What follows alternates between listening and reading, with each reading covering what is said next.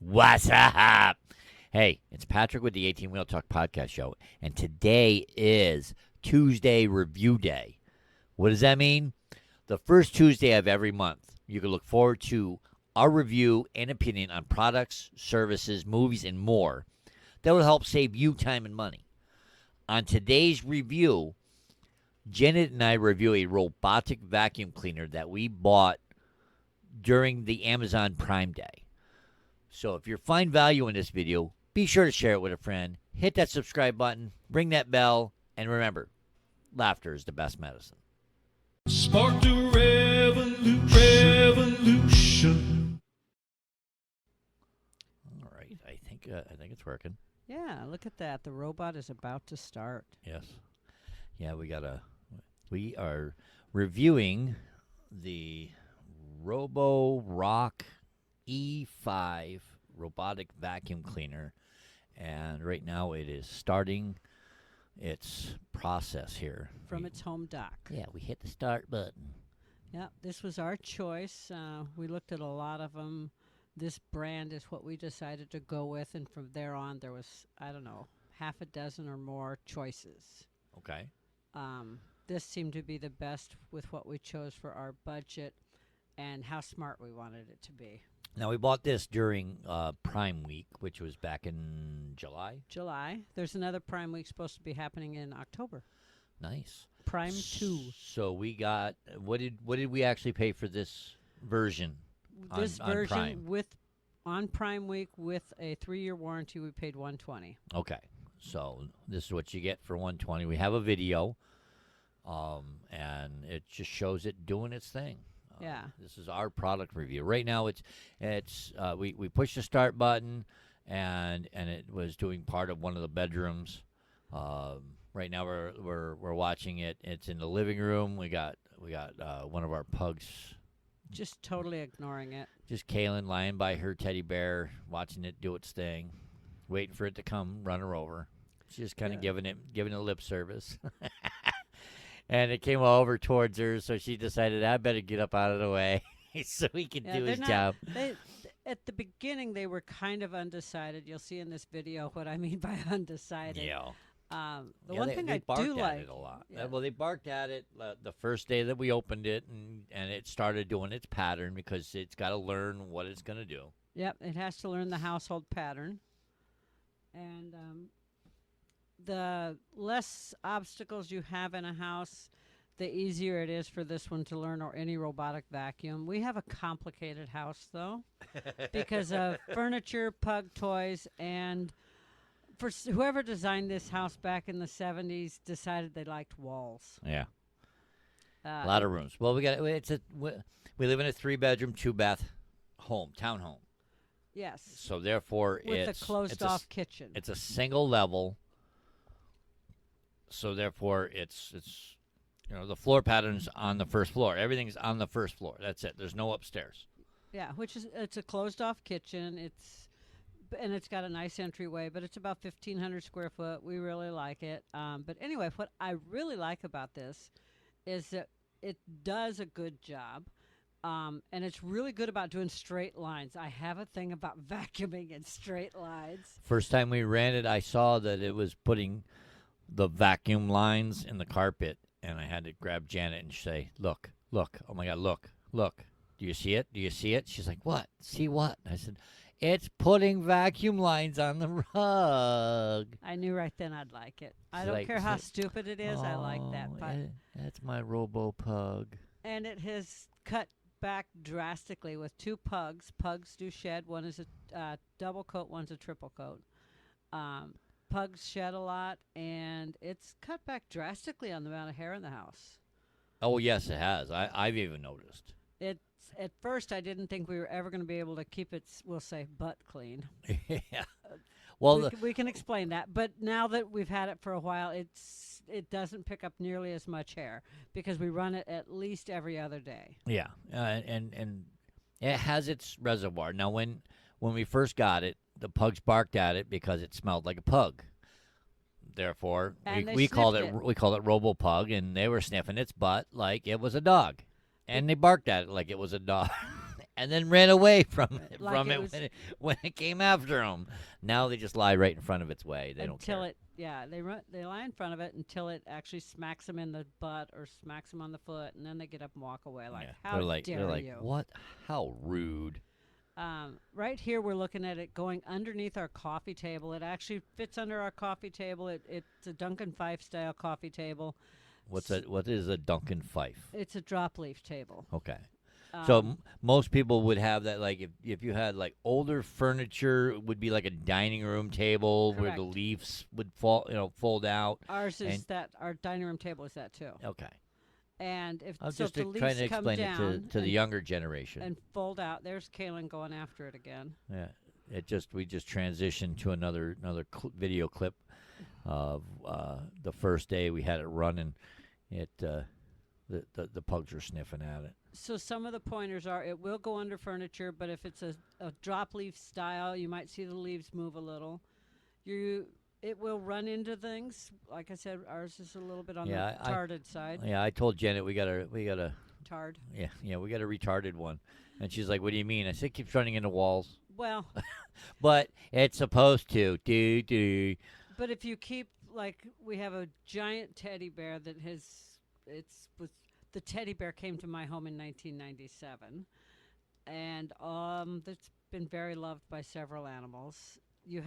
We have a blanket on top of it. You have to tuck the edges of blankets under. One thing. You have to pick cords up. Well, the one thing I have noticed is that it has a gentle tap button on the front. So if it gently bumps something that it Like the cannot, Pugs are looking at it right now. if it bumps it gently enough to hit the bump bar and make the bump bar move, it's kind of like a front bumper on a car. You know, if you hit something on impact, the The bumper will move. airbag. That's what it's like. It has a bumper on it, so when it bumps something, it knows. All right, and then it turns to try to go around it. Yeah. And- So and- if it taps a toddler's foot, It- they're it- not going to start crying. Yeah, it's not gonna roll up on top of the toddler. It's like we've had our foot flat on the ground and had it run into our feet. It's never caused the know. pugs harm. I mean, it's rolled up to their feet when they're sleeping, Bumped them, woke them up, and said, "Hey, I'm here." and they just get up and walk away. Right Spe- now, they're running from them. Yeah, speaking of which, in our video, if you go to our YouTube channel, 18wheeltalk.com /YouTube, you could see in our video that they're chasing it around, sniffing their butts, and it's now cut to a clip to where where they're barking at it and they're voicing their opinion and Bark, running run, away. bark, They're like, run. "What is this? Bark, bark, bark, run away, run away. Bark, bark, bark, run away." Your turn. And I then think this is where one pug pushes the other up to it. yeah, I think so. I think our fawn pug pushes our black pug Right towards up it to like, it. "You go tell it. Not my turn. You go tell. It's your So, turn. You go I tell know it." that's coming up soon. It is. Like right now, here it comes. Okay, so the black one's running towards it, kind of slowly. Nope, she's backing up. So it does corners really well. It goes around table legs. Yep, here she is. She's gonna push her up to the Go thing. tell like, her. Go tell her. I'll sniff you. You sniff it. Go tell her. Go talk to it. Go on, you can do it. Kusha tries backing away, and Kaylin's just like, nope, I'm in your way. Yeah. It doesn't go under things that it can't fit into. It's not gonna, for the most part, keep trying. Like if it finds a spot like under Pat's desk or my desk that it doesn't fit, it does a little spin, figures out that it can't fit there, and goes away. Yeah, because we got, the computer chairs, how they have like the star pedestal. It'll go in and around all that stuff, and it'll get in as far as it can go. But other than that, it does a really good job going around obstacles. Yeah. If it'll fit under an obstacle, it will go under there and do its best to get back out. Yeah. Every so often, it has found it. It's got its set places it gets stuck, Yeah. but we know where they are. Yeah. So that's one of the drawbacks is it does have a hard time finding its way home to its charging dock. Well, We haven't figured out the best place for ours yet. I think we finally got it figured out. But okay, so but he does have its moments. yeah, we call him a he because we got two female pugs, and I think this is Frankie's asleep. Frankie's Kaylin. She's asleep, and he's coming up. The robot pug is coming up on her asleep. I think he taps her foot in this one.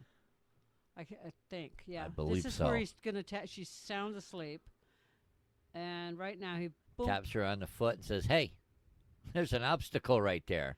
and she's just like, okay, he touched me, and he touched me again. So Like, she "Oh, walks away. fine, I get out of your way."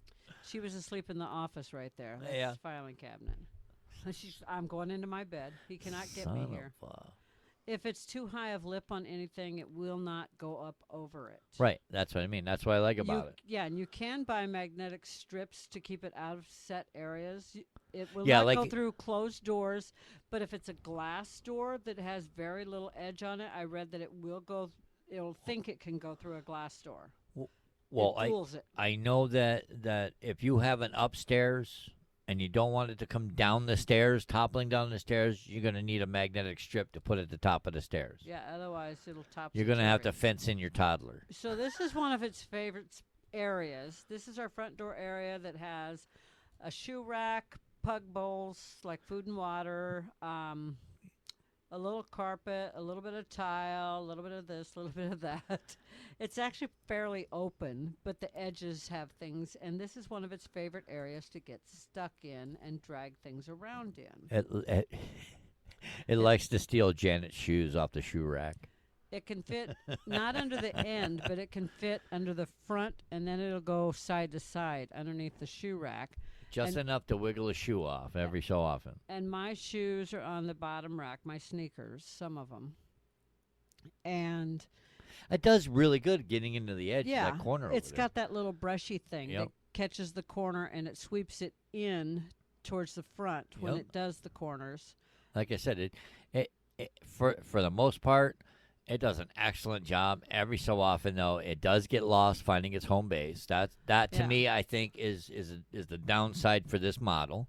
And I think it also is because our house is complicated. We have a lot of furniture, a lot of corners, and okay, it's hooked up via Bluetooth. Yeah, right here is one spot. It occasionally gets stuck. This is where it steals my shoes. You can see it moving a shoe there. Yeah, right.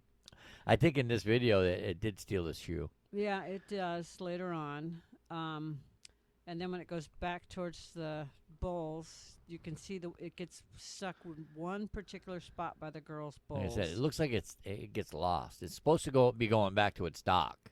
Okay. Which is in the room next to where this is. It'll do the tile floor that it's on. But it goes from carpet to the tile floor. But if you look at there, it's messing with my shoe. But if you look at the top of it, it's flashing. Yes. Saying going back to the dock. Is it flashing Yeah, yet? it's flashing. I didn't think it was. See? Yeah, it is flashing. Okay, it's trying to find its way home. Yeah, exactly. It's trying to find its way back to the dock. But for whatever reason, it got lost that day. Right there, where it just went in the video. Oh, on top of that mat, it gets stuck there. The mat's not quite tall enough to keep it off. Yeah, so we got to try to prop it up with something. 90% of the time it gets stuck there. Once in a while it'll pull itself off, and this is a once in a while. Uh-huh. But most of the time that's its I got stuck place, and it'll say return me to home. Yeah, no, it's like I'm lost. I don't know where I'm going. When it flashes red, it's really dead. Yeah, when the power button starts to flash red. And there's the shoe that it finally went and did stole. go back and steal the sneaker. And now it's working its way back to its. You could tell the pugs kissed it a couple times. There's a couple of wet marks on it. Yeah, the slime marks are from the pugs. They do like to lick. Either from the pugs or from the shoe. No, it's from the pugs. Because when I took the shoe off, they were licking it already because it had stopped briefly. So now it's heading back to its dock. The area that you're seeing, the far area is what we call the face, and the back area that's closest to the camera is what we call its butt. That's where the holder is with the dustbin in it, and that's the area that they will sniff. As soon as we open it up, they're all over that. I don't think we took the... I don't think we got a video of pulling the trap out. I don't think I did, or I don't know if you did, but I don't think I did. I should have. No, I don't believe we did. But there is a trap door on the back of it. You open it up, and inside is the collector bin with a filter. Very easy to clean. And we could have gotten a mop for this. yeah, we there's could a have gotten a collector tower for this. These are all options. I wanted a really basic Yep. model, just enough to help keep the house clean, and it did the job. So there's our product review for the Roborock E5. And we chose it because it had really good reviews on fur and going onto carpet.